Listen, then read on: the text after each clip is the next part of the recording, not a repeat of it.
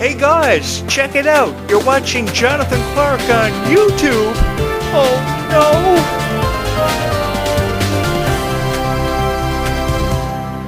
Hard Eyes was so good, I saw it twice. I specifically went to the movie theater, made a point to see this one twice. It was so good. It had elements of surprise, it had elements of drama, it had elements of a comedy, it had elements of a romance. Everything that a person could possibly want out of a big budget movie, extravaganza, red carpet premiere, this one had. Initially going into it, I was kind of skeptical on it because I hadn't seen a whole lot of Olivia Holt movies up until this point. The last time that I posted a video blog on my original podcast about Olivia Holt was back in 2011 when I browsed through my archives just the other night. And I thought to myself, maybe I should give Olivia Holt credit where credit is due and put her over like I've done for the better part of the last decade and a half. And I really have put her over for the last decade and a half with good reason.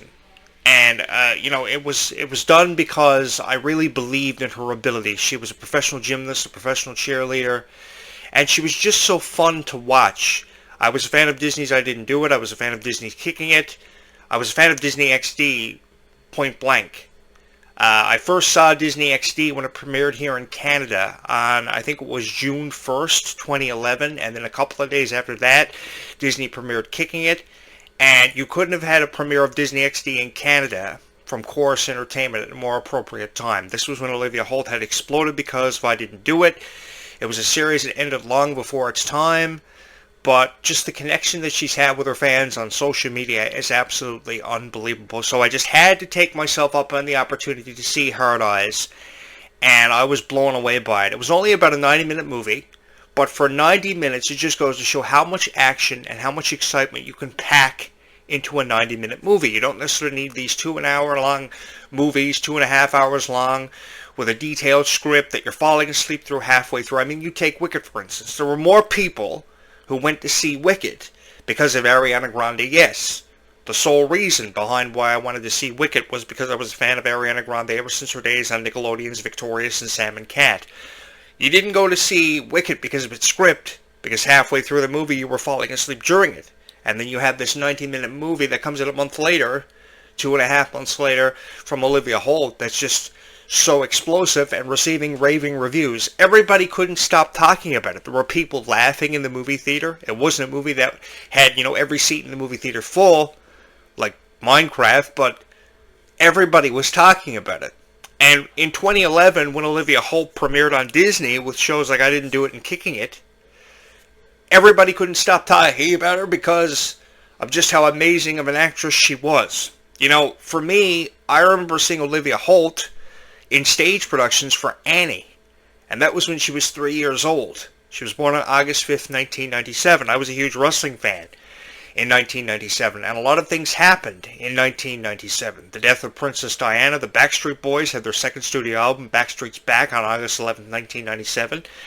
Of course, there was the discovery of, I think it was Halley's Comet. There was a lot of stuff that happened in 1997 that a lot of people, probably remember, but the birth of Olivia Holt. And I think that Olivia Holt did such a great job. And then from there, at 10 years old, she starts starring in board game commercials for Mattel and Hasbro. I mean, she brings back a lot of memories for me as a kid, playing games like 13 Dead End Drive, which I actually saw the 30th anniversary of it chapters a couple of days ago. I've got it on my to-do list, my bucket list to buy. But I remember playing board games when I was a kid. I remember playing Hungry Hungry Hippos and getting really mad with it and smashing it. Olivia Holt was just so fun to watch. The Wabadabi Dojo and Kicking It. It was so fun. I always wanted to be a karate instructor because of Olivia Holt. I wanted to star alongside Olivia Holt in Kicking It. Hang on a second. I confirmed with Google what the name of the dojo was. Hey, Google, what was the name of the dojo in Disney's Kicking It? See if it tells me. According to Wikipedia, located in a strip mall, the Bobby Wasabi Martial Arts Academy Hey, Google, is known as the... Stop. Okay, let me say this correctly. The Bobby Wasabi Dojo is what the name of this was. It had a lot of Kung Fu Panda elements to this TV series, but notwithstanding, it was so fun to watch. Bobby Wasabi Dojo, yeah. That's what the name of it was. Olivia Holt just had, and when she used to do interviews 2 years ago, Olivia Holt did such a fantastic job with her interviews. That was the amazing thing about Olivia Holt. You could ask her anything and put her in any circumstance whatsoever, and she could just do a fantastic interview, which a lot of people sometimes find very difficult to do. And you may not realize this, but a lot of people feel really uncomfortable when they're doing interviews. They have to review the questions. They have to have their agents review it. They have to have their agents listen to the interview on the phone while they're conducting it. But you don't see that with people like Olivia Holt. And when she broke away from Disney, she just exploded because of her passion for scary movies. I remember the first time I saw a scary movie, I think it was Halloween H2O, and that was back in, I think, the late 90s. But I remember back as far as seeing movies like I Know What You Did Last Summer, the Scream movies, but I remember specifically seeing that movie, and I was absolutely terrified of it. But I also remember seeing comical scary movies in the year 2000. I remember when a couple of my friends called me up, they asked me to go see a scary movie, and I had the time of my life watching it. And this is what Hard Eyes kind of put me in mind of. It was a comical, scary movie. And you couldn't have asked for a more opportunistic opportunity for someone who was such an idol from Disney to have an opportunity to showcase her talent. I mean, I don't think I've ever seen an interview with Olivia Holt or read an interview with Olivia Holt where she hasn't admitted publicly over a microphone that she loves scary movies. You know, I will be honest with each and every one of you. I was terrified of scary movies when I was a kid. A lot of my friends weren't, but I was one of those guys that had to watch scary movies with the lights on. I had to watch X-Files with the lights on. I think I was probably 20 years old before I wasn't scared to watch a scary movie. Stop laughing. It's actually true. But I think, you know, the weird behaviors that these Disney stars exemplify after their contractual obligations are up and have expired with Disney is done because they want to showcase themselves for who they really are. They want to really reintroduce themselves for who they are. I mean, you take Sabrina Carpenter, for instance. We've heard everything about Sabrina. We saw so much from Sabrina Carpenter on Disney Channel when she was a part of the cast of Girl Meets World and movies like The Hate U Give, which was a beautiful book. Beautiful, beautiful book that was turned into a movie, and Sabrina Carpenter's role in that one wasn't a significant role, but it was a beautiful role that immediately made her stand out. But after Sabrina Carpenter's series Girl Meets World finished from Disney and all her projects and obligations from that company had finalized, then she starts reintroducing herself, and we find out everything about Sabrina Carpenter, from how Sabrina Carpenter didn't really like McDonald's and didn't really want to eat it, to wanting to be in an action movie where she was jumping from building to building like Tom Cruise. Now, I just want to put it out there that if Hollywood ever wants me to be in an action movie where I'm jumping from building to building, that could cause serious injury. But that doesn't mean that I won't attempt to do it, because I really believe that when you are presented with an opportunity, you should really make the most of it. You know, just the other day I said that if Disney wanted someone to be a part of the cast of Zombies, I would be a part of it, because there's just something about hunting vampires and zombies in the nighttime that I find really exhilarating. 50 zombies coming at you from the left, 50 zombies coming at you from the right, zombies coming at you from the front, from behind. I think I could kick a whole lot of butt. A whole lot of freaking butt. I would love the opportunity to do that and star along stars like Meg Donnelly. I think Meg Donnelly is beautiful. I think she's gorgeous. I think that she's a talented actress. And I say the same thing about Olivia Holt, because Olivia Holt's just had this passion for everything that she's done. And along with that, outside of being a talented actress, she was a very competitive cheerleader and a very competitive gymnast. And that's why she got the role on Disney's Kicking It. I would probably get the role on Disney's Kicking It for my passion for Kung Fu Panda and my desire to want to work in a noodle shop. But that's a long way from ever happening, because I don't know any places that actually make noodles around here. Hey Google, what was the name of the Kung Fu Panda noodle shop? On the website kungfupanda.fandom.com, they say, Pings, Dragon Warrior noodles and tofu. There we go. Hey Google, stop. Pings, Dragon Warrior tofu and noodles. So I just want to put it out there that if that place ever opens and becomes an actual franchise, I'm going there. I'm going all waha. And my inspiration for that could be credited to Olivia Holt. Olivia Holt also, for many of you that probably don't know, had a lot of voiceover roles too. She was one of the voices of the Tinkerbell franchise from Disney. Now, Tinkerbell originally was one of the original princesses of the Disney princess lineup from years ago. But she didn't really have a significant role in that movie, but she also did a lot of voiceover work. And she was also a victim of a traumatic experience. She saw her brother Cade fall from a pier. And then, of course, he was hospitalized and his life was put in a compromised position. But I remember her being very dramatized over that. There are 4 years between herself and Cade. She's 27, I believe he's 24. He's also an actor. And you're saying to yourself, hey, Jonathan Clark, how do you know so much about all these celebrities? Well, I was a DJ for a number of years. I had an original podcast from about 15, 20 years ago. And I was a really big fan of Disney.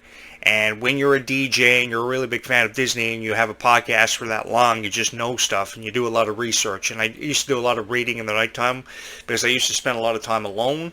And I used to do a lot of reading, and I used to pick up a lot of random facts. And one of those random facts was that she had a brother that fell from a pier, that she was really dramatized over that accident. And she remembered seeing him being put in the back of an ambulance. She didn't know if he was going to survive because they were really close. So one thing about Olivia Holt was her parents did a really good job raising her. Kim and Mark Holt. You're saying to yourself, you even know her parents? Yeah, I do. They did a really good job raising her, and they really taught her the morals and values behind life and what life really means. And I think that she learned a lot really quickly. And the emotion that she packed behind everything that she did was truly, truly incredible. Really incredible. She moved from, I think it was Tennessee. She moved from Tennessee at Christmas time to Los Angeles to pursue a career in acting. And you couldn't have asked for a more emotional time of year to move from Tennessee to Los Angeles. And Coors County, I believe, is where she lives. And she moved from there, and just everything just blew up for her. And I remember her family being so supportive of everything that she did. Whether it be something as insignificant as a video game role that probably a lot of people don't notice, to being in those Hasbro commercials. I remember always wanting to be in a Mattel or Hasbro commercial, and being that guy at the end of the commercial that says, I win! You know, that's what I wanted to be, but I never got the opportunity. She did before me. I remember seeing her starring in commercials for Littlest Pet Shop, and that was back in, 1999 when they revamped that series. But I remember the original Littlest Pet Shop, and I remember that TV series that premiered in 1995. That just goes to show how long I've been around. And I believe she was in commercials for, it was Littlest Pet Shop. The Brat Dolls was another commercial she was in. That wasn't yesterday. And she was also in the kids. I said I was a DJ. I remember playing this album. It was called Kids Bop 14. I believe it was released in 2008. And I remember her being, that was the album that Kids Bop had put out that had songs like Please Don't Stop the Music on it from Rihanna. I remember playing that actually at a lot of kids' parties back when I was a DJ. That was over almost 15 years ago. I used to have a lot of fun going to kids' parties and playing kids' parties. But I remember her being specifically in the commercial for Kids Bop 14. And remember seeing her being such an enthusiastic person who just wanted to be there. You know, some of the other kids that were in the commercial didn't really seem like they were really into what she was doing. But she seemed like she really wanted to aspire to be something special in life. And she definitely got the opportunity to do it as Kim Crawford in Disney's Kicking It. Lindy Watson in I Didn't Do It. It's just a shame that I Didn't Do It lasted only like, I think it was 37 episodes, of course, 2 seasons from 2014 to 2015. My dad had passed away in February of 2014, and that was around the same time that I Didn't Do It had premiered, and it only lasted a year, and only got 37 episodes in, kind of like how Sam and Cat fell victim to 35 episodes in one season because they couldn't get along. But I think these stars, they definitely learn a lot really quickly, and if anything, you know, you can find time in criticizing what Disney does to stars like Olivia Holt and Sabrina Carpenter all the time. But the thing is, I think Disney really gets you ready for what you're going to become and what you aspire, well, definitely what you aspire to be and what you're going to become. And through all the interviews I've seen Olivia Holt do outside of the box, from Disney. She has really metamorphosized into a stronger person, a person who believes in her own ability and knows that she is very talented. One of the most famous quotes that Olivia Holt has ever said, I'm calling it famous because I'm trying to make Olivia Holt to seem more famous and more significant than what she actually is. But I remember one of the quotes that she had said, she is very thankful for all of her talents and the blessings of life, and her connection with her family and her friends. If there is one person who has always gone out of her way to keep us in that informative loop of everything happening within her career, it's definitely Olivia Holt on social media. And I talked about this in part one of my Olivia Holt tribute when I was doing the Disney nature documentary Beers, which was released in 2014 on Earth Day, or a couple of days before Earth Day, actually. She's just been so into everything that she's done. Such a strong, fearless individual who doesn't seem to really be afraid of anything. But when the emotion sometimes gets the better of her, she allows it to get the better of her because there's no better way than expressing her emotions. One of the other famous quotes that she had said in interviews, even when she was with Disney, was that she wanted to teach people how to deal with and experience every emotion in life. So that could have been sadness, that could have been happiness, that could have been being afraid. She wanted everybody to understand every emotion of the human anatomy, which was something very, very amazing. Kind of like how Bridget Mendler years ago studied the connection with humans and social media. Anthropology is the word I'm searching for. It's just amazing how talented some of these stars are, and I really think that they're never given enough credit. And I just want to put it out there that, yeah, as I said in the Zombies video that I did the other day, I would take it up on the opportunity to jump off of a catwalk in an action scene with Olivia Holt. Either to save Olivia Holt or to just be in a thrilling action scene, because there's just something about jumping off of a catwalk onto 100 zombies that sounds really, really thrilling. I can't forget about her contributions to Marvel's Cloak and Dagger 2, which was another series that unfortunately went 2 to 3 seasons. But I remember her, I think she hosted the Teen Choice Awards a number of years ago too. When she was at the heights of her popularity, everybody was, just coming out of the phase of kicking it, and I didn't do it, and it's an authentic message. Olivia Holt's beaten me to a lot of opportunities, and I just want to put it out there. Man, hosting the Teen Choice Awards, being in all these action movies, being in horror, comedic movies. Man. And I'm still a podcaster after 25 years. By the way, guys, I hope you like this 4K video. It's amazing, isn't it? That's what $350 for a camera will get you, and $3,500 later when you factor in the chair, the strobe lights, a new HD microphone that you see right there that you didn't see in a lot of the videos. Wide angle view. I hope you like this YouTube channel. I hope you find time in hitting the subscribe button, because if you do hit the subscribe button, it pushes us out into the algorithm and more people can find us. I'm really excited to see what this video looks like on YouTube. I got to get to that. So, I'm going to show you an interview where Olivia Holt talks about everything from Shark Tale to Hard Eyes. And if you haven't seen Hard Eyes, I strongly recommend that you check this one out in the box office.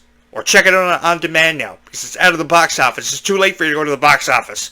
I did it not once, but twice. I love her, man. She's an amazing actress. Let's watch this video together. Whew. I've had more fun producing this content for all of you who have subscribed to my YouTube channel than I have had in my entire life. This has been an amazing and very thrilling experience for me. So with that being said, please, if you do anything, hit the subscribe, the like buttons, and follow this content. Ring the bell to stay up to date with notifications, and pick up the phone, your iPhone, text your friends, call them, tell them about this amazing content, and share this content with somebody who may find time in appreciating it just as much as each and every one of us all have. This is an amazing, amazing YouTube channel, and I think a lot of people have had a lot of fun watching it, and I'm really excited to watch this interview with you. Olivia Holt, thinking outside the box, and talking a lot about stuff like Hard Eyes, Shark Tale, which is a movie I haven't watched in forever. Let's watch this together and hear what she has to say.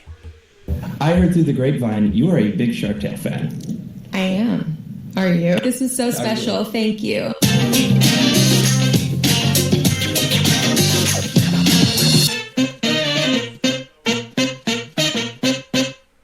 Hi, Olivia. My name is Thomas Alnidas from One Take News. How are you doing today? I'm good. How are you? I'm doing great. Before I start, I just got to say, I grew up on Kicking It and I didn't do it. I'm a Disney Channel kid, and I'm sure you've heard this a lot today, but you have no idea how much of an honor this is for me today. Oh, that's so sweet. Thank you. Like, me and my sister grew up on you, so I just have to say, oh my it's God. such an honor. Love you guys. And thank you. I love this movie so much. I cannot wait to scream from the rooftops about how much I love it whenever embargo lifts. But I'm curious, this is, you're back in horror again after doing Totally Killer about 2 years ago. You played a supporting role and you're fantastic in that role. But I'm curious now, what's it like to be the lead final girl? What's it like being on the other side of that now? I mean, I am a huge fan of this genre, and I love that I've kind of been dipping my toes in this world over the last couple of years, and this job has been the most fun job of my life. We had the best time making it, and I just feel very grateful. I also learned so much every single day. Making horror movies is not easy, but it can also be the most fun time of your life. And I had an incredible casting crew who helped execute and elevate this movie in ways I didn't even know how when I first read the script. Yeah, and to actually talk about the script, something I really like is that the final girl actually gets that. I actually spoke to Mike, Christopher, and Philip earlier about this, and they said this is about you, about how you bring so much like depth to a character like Allie, something that a lot of final girls don't really get in the horror genre. So I'm curious, out of all of Allie's traits or personality quirks, which one were you like most excited to take on, or which one do you feel like resonated with you the most as Olivia? Ooh, I really do love how layered Allie is. I like that she can be all of these different things. You know, she's a little sassy. She's very, very strong-willed and opinionated. And she's also incredibly badass. And I really love that she leans into every single one of those qualities. And, you know, she has her moments of insecurity, but I also like showcasing that as well, because she's human, and she's also a girl in her 20s just trying to figure it out and wants to be in love, but also wants to stay clear of it. Like, she's trying to make decisions day by day, moment by moment. And I really wanted to lean into that. And that's very sweet of Chris and Philip to say. I the idea of being a final girl is like an incredible honor. And I really loved Allie's badass moments. I think that those are my favorite moments in the film. Yeah, and while I was actually doing the interview, Michael called you iconic. I hope you know that. He thinks you are iconic and an all-timer. That's so nice. That's very sweet. I think the same of him. No, I don't disagree either. I think you're one of my favorite final girls in recent years. A lot of final girls you really don't get to root for because they don't really have much personality, but you bring so much to this role, and the writing is fantastic, and you're great with Mason, actually. Thank you. So something I love about this movie, the kills. Super bloody, super gory, and as someone who loves horror, even I had to look away. And I think a lot of people are going to have the same answer about this, but I'm curious, when you read this fantastic script for the first time, what was the kill you were most excited to see come to life? I mean, I think we know. I think everyone has the finale. answer. Like, it's so good. Like, kill is the, I don't know, I'm spoiling it now, but like, I'll post it after the movie comes out. Okay, yeah.